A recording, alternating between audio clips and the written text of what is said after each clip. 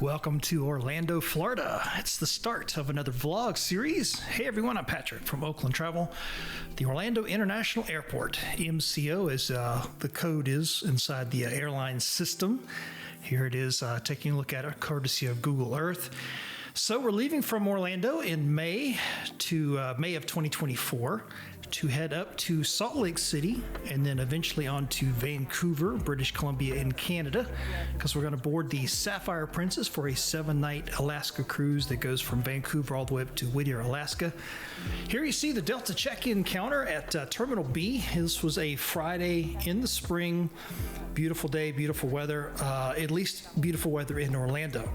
But apparently there were other parts of the country that were having some weather issues, and all of the airports are tied together. So whenever you've got weather problems in one part of the country, they're going to impact the airports across the country, especially in the bigger cities like Orlando.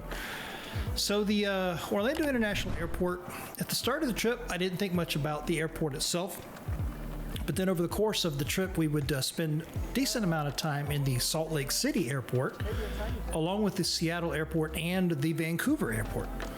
And all three of those I had never really been in before. I might have passed through Seattle once, but I don't remember it. But the other two I had never been into before. And you see those three airports, Seattle, Salt Lake City, and Vancouver, and you put those up against the Orlando International Airport, MCO. Oh, man.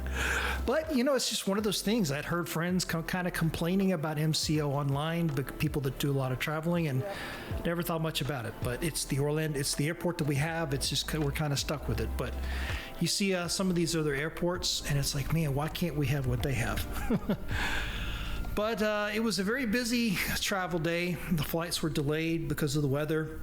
But once we actually got onto the airport, onto the plane.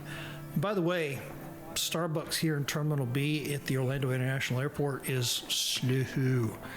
So you might want to avoid that one if you're going to fly out of Orlando Terminal B. That's Starbucks right there. It's the only one in that terminal, and it's slow. It took forever to get the food.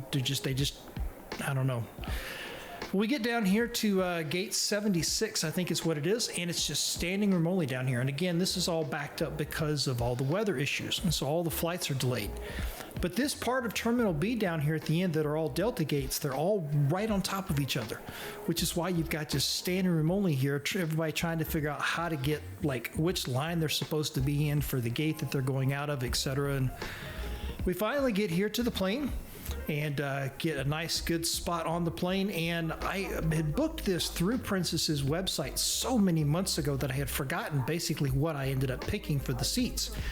And as it turns out, I made a pretty good pick because I did the exit row. And so here we are, got the two little seats right next to each other, got the bathroom right across the hallway, got the exit row going on here.